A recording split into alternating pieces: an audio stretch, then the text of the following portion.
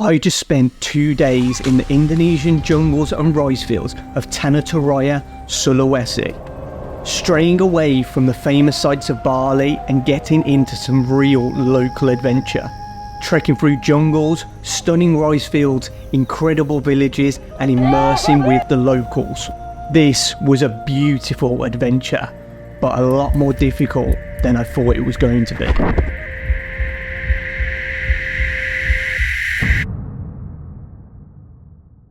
So we have just been dropped off in the jungle of Tana Toraja for a 2-day trek. Our driver is now gone. We are walking straight for 2 days and staying in a local village. I have no idea where we're going, but I'm sure we will see some amazing things along the way. We head straight from the road and into the jungle before coming across our first village, but the residents here weren't the most welcoming.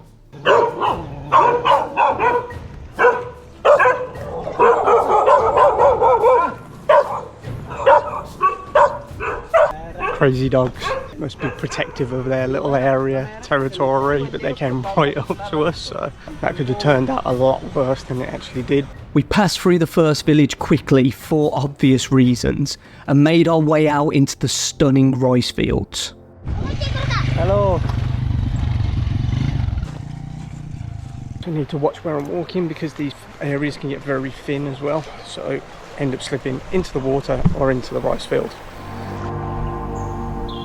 Preferably would be nice to have the shade of the jungle a little bit more as we walk in, which I'm sure we will once we get through these rice fields. Again, not too far in, I can already feel the heat and everything. It's not too exhausting on the body, just can feel the heat. I can definitely feel like little bites and stings and stuff like that as I'm walking through the grass. Hence the point of why you do stuff like this, you wear long trousers. But I don't have any with me on the moment, but I can already feel bits and pieces, whether they're like ants or little flies. I don't know, nothing serious yet, but I can definitely feel it on the bottom of my legs. From the rice field back into the jungle. So see how long we're in here for, but definitely should have worn long trousers. I need to get myself some. I have another trip that I'm planning to do with another tribe, which is through the jungle, so I need to get myself some before that. That's in a couple of weeks, but at least for now we have the shade of the jungle. It's just I have no protection on my lower legs.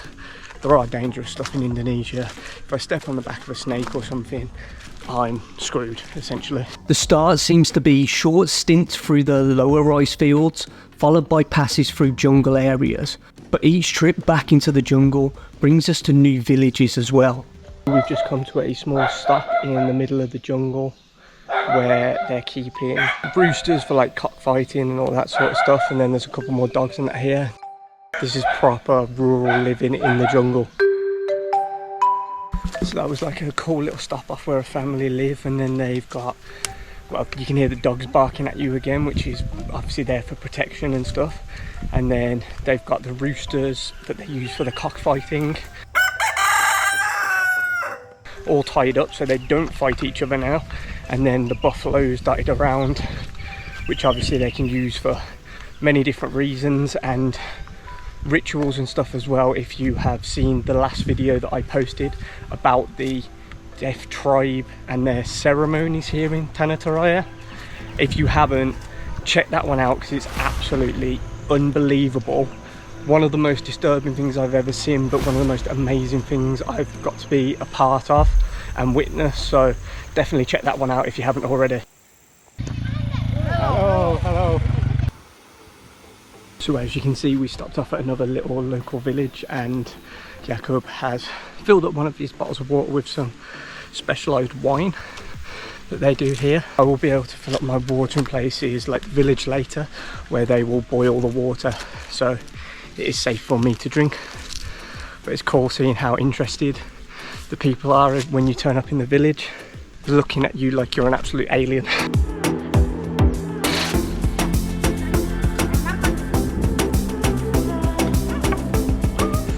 This bit is nice and steep. Hello. Hello.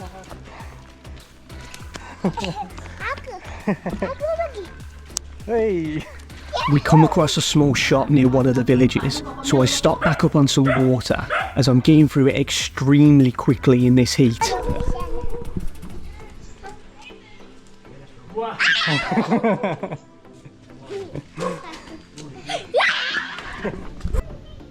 It's getting a bit muddy down here now, and there's a river. God knows if we're going to cross it in a minute.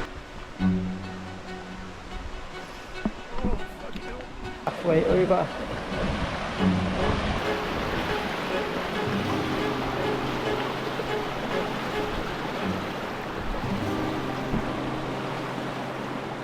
Success. As we come back out into the open areas, we pass many locals going about their day-to-day lives, working in and around the rice fields. As we ourselves slowly work our way up the levels, making our way towards our destination for tonight, one of the higher up Toraja villages, where we would hopefully have a bed for the night.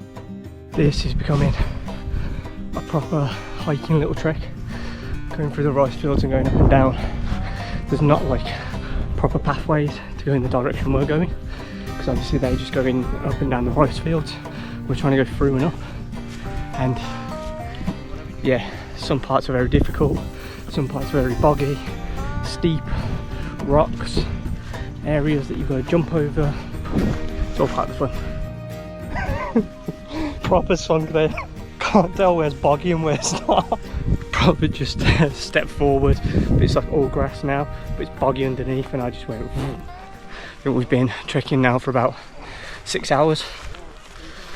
I take it we have a few more hours to go yet until we reach the village anyway. Hello. Hello. We've just hit back to a road that's coming up through them rice fields, and after going up that big hill to get up to that road, I've got a second wind now. Let's keep going.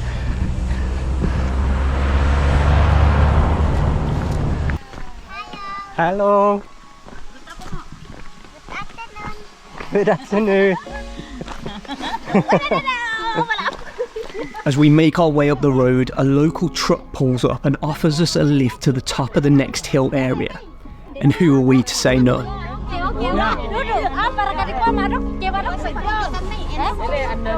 Thank you.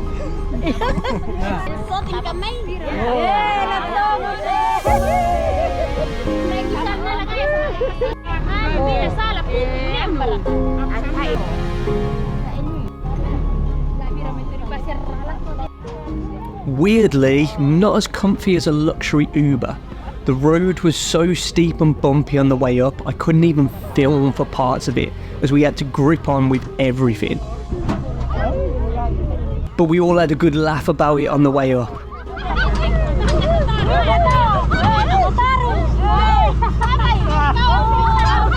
We reached the top where we would be splitting off from the locals and carried on our way. Thank you. Bye. That was mental.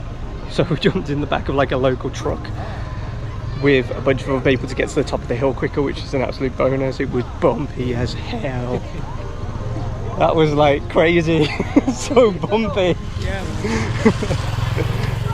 We've been walking for about 8 hours today so far, and I'm sure we'll soon be at the village in the next hour or so, but I didn't expect it to be this incredible and this beautiful. There's so much to see here.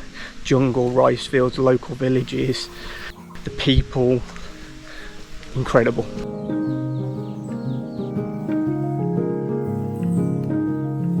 So the sun is slowly coming down now. Let's hope we make it to the village before, because trekking through these rice fields is hard enough without the added difficulty of darkness. Will be nearly impossible. I'll be on my arse all the time. Literally just fell on my arse like an absolute donut. You put your foot on some of the edge parts where it looks like it's grass and land, and it's not. You just fall through.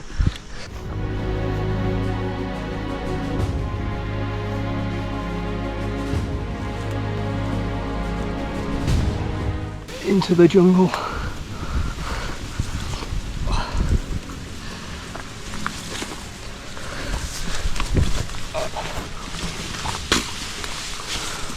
It's very difficult with one hand. We push through one last small section, once again making our own path, before reaching an actual path to the village we would be staying in tonight. Definitely feel like little stings on my legs and my arms, whether that's like little bugs or I don't know, stuff that's been biting in the grass and that, or it could just be when you're going through them jungle bits, some of the actual bits poking off the trees, the bushes and everything are really sharp, so maybe it's just them. We finally reach the village after a long full day of trekking. Jakob is greeted with a handful of dirt and a stick to welcome us. Present? It's a gift. And as he goes to speak to the family of the village to see about letting us stay for the night, I meet some other residents.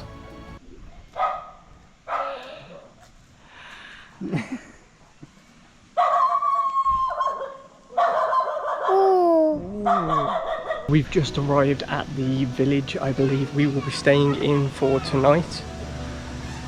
Don't know which one of these we're actually staying in, but there's just a couple of people here and a few kids, so nice quiet place. And obviously the scenery is absolutely beautiful. Done between 8 to 9 hours I think trekking today, this morning, and then it's just a few tomorrow. I don't think it's as long. My legs can feel it a little bit now. I've sat down and my shoes definitely need to come off at some point. I doubt they're going to have places for me to shower or anything, so the dirt and sweat is staying on till tomorrow.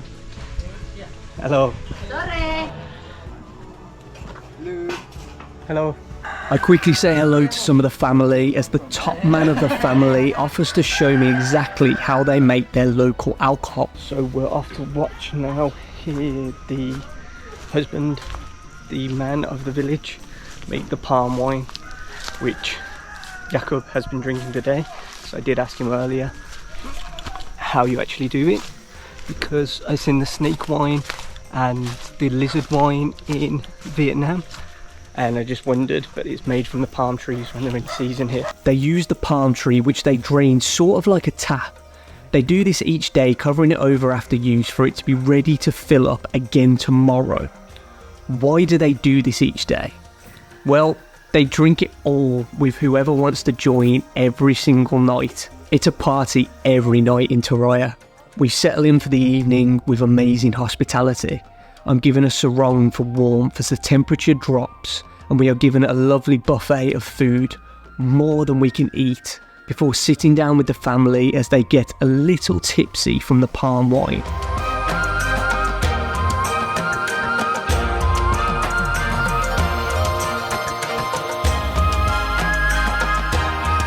But after a while, I leave them to it and decide to head to bed. I checked into the room now and there's a couple mattresses on the floor. It's just one big room, then there's two family rooms sort of thing as well. They've let me keep the sarong for now because you use it as like a sleeping bag sort of thing. For now, sleep up tomorrow, shorter walk tomorrow to finish off the trek.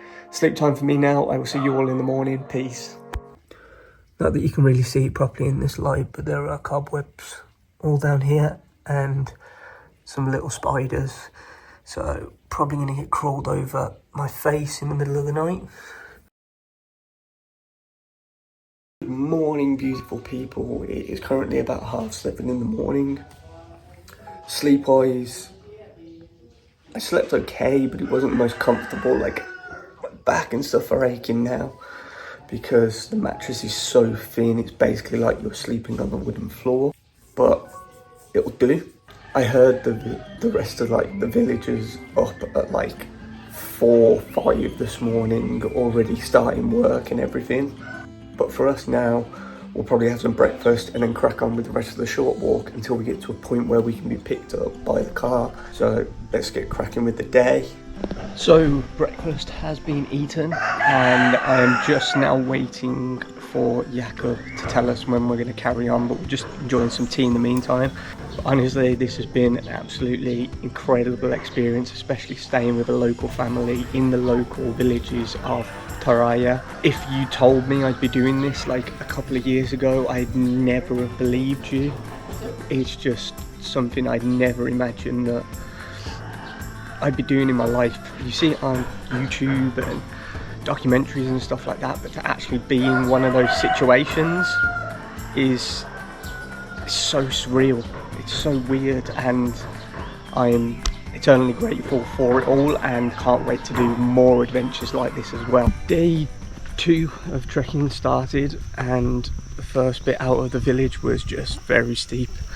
Passing other villages, very steep on the way up. It's a good way to start it off. Very deep breathing. It was a bit of a struggle, but now we've gone through the villages, we've careered off slightly again into a bit more of the jungle side. Let's see where it leads us today. You can see like faint spiders webs like from tree to tree across here, and like just catching them before they get to my face, so I'm trying to duck under them as best as possible. We've all had that feeling where you walk through a spider's web and it's not that nice, but the other side of it here is very different spiders to what we get back in the UK, so I don't really fancy one of them landing on my face or crawling over me. As we hike a little further, we come to some of the old tombs built into the giant rocks among the jungle. It's not my first time witnessing this now, as in the last video I visited a few of these as well as open burial sites, but it's still a crazy thing to witness. It's weird in a way to be surrounded by the aspect of like death all the time. You keep coming across these tombs and the ceremonies and all the stuff to do with their houses and stuff is to do with death, with the horns on there and the sacrifices and the protection and everything. It is a different feeling. You think it would be like so eerie and dark all the time, but they just see death in a completely different way to what we do. So instead of just being completely sad and it being a dark thing, their whole thing is based around it, their stories, their beliefs, their religion, tradition, spirituality, and there's a lot of joy and celebration around it as well. So it's just different perspective from different areas of the world. We make it back out to the rice fields, but this time needing to head down instead of up. You think that would be easier, right? And I take it what we're trying to do is head back down there. We've got a long way to go yet. So I think now we've come down this way from the route that you've just seen. Yeah, I could keep stopping at different spots to try and find where we can actually get down, because I don't reckon this was the route that was intended. Just come from all the way up there. And now he's looking for a route for us, because all this is just sheer drops. I don't know, maybe we're stuck and maybe we have to go back up that way. I hope not, and I hope that he can find somewhere. I suppose we just follow this trail around the edge until we can see a drop or something, but he's walking pretty far at the moment, so don't want to fall down there. We've come off the rice field area, jumped across some rocks and found this little pathway, I suppose, broken through the more jungly bit again. God knows where it leads. Squeeze through these rocks. We're dropping, clambering and kind of finding ways through that aren't ways through, gripping onto whatever we can and jumping from one thing to another. Not so easy to tell on camera, but this rock wall we had to get across was on a slant, hence the gripping onto anything I could hold to stop me just from slipping down into the drink.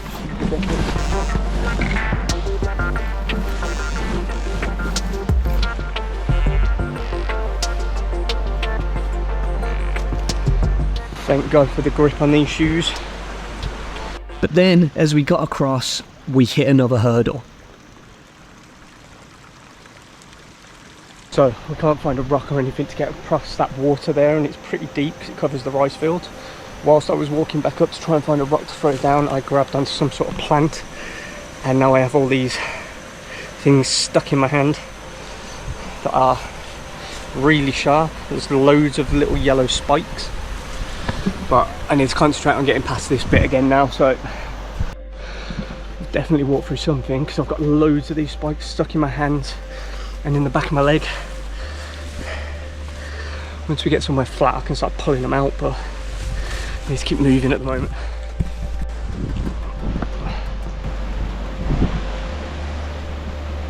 Right, no false moves now. I struggle to put my hand down on stuff because of all these spikes that are now in them.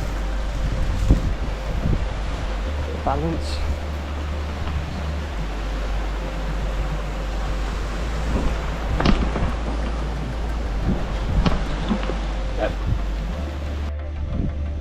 Every time I grab something, oh shit, that's slippy. Every time I grab something, spikes go further into my hands. I need to get them out. This is definitely more difficult than yesterday coming down. That's where we've come from so far, and that's where we're going. So when we just sat down and had that little water break, I managed to get the majority of the yellow spikes off that plant out my hand. I still feel like a little couple of scratches and stuff on my legs, but it's nothing too serious. The bit I'm watching more is actually the balance across these little pathways of the rice fields, because the amount of times I've nearly rolled my ankle or took a step in on the edge, and the water in the rice patch areas is pretty deep. So from coming all the way up there, it looks like we've made it to a village now, coming across these, but I'm sure we head through this village and we'll have to go down the next section. It's definitely more difficult than yesterday. Definitely a few more scratches and stuff poking me, slips and jumps, but it makes it more interesting. Definitely recommend it if you're into doing this sort of stuff, but don't do it if you don't feel comfortable with getting dirty and maybe a few nicks and scrapes. It's not for you then, but for everyone else who loves the adventure stuff, go for it. It's literally like landscapes out of a film. I can't believe I'm actually here rather than actually looking at it through other people's eyes. This is something you have to experience if you go to Indonesia. Stray away from Bali a little bit as well, and just get away from that sort of touristy area and explore the real side of Indonesia. Back through the jungle.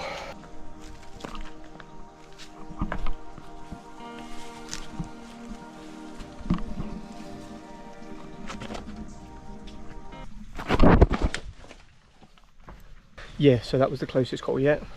I just nearly slipped down the side past some rocks. My shoes must have got a little bit wet on the bottom of them, and yeah, luckily landed on my arse and managed to get my grip before, yeah, going down far. Dangerous. Okay. Yeah, we ain't getting through there. There's rocks and then a stream. Yeah. Definitely better if we go round. We've just come across this village now and got talking to them, and straight away they've asked if we want to sit down for coffee. Hospitality at these villages is absolutely amazing. After this village, we start to hit more main areas, coming across smaller communities and schools. Hello. Hello. Are you from? England.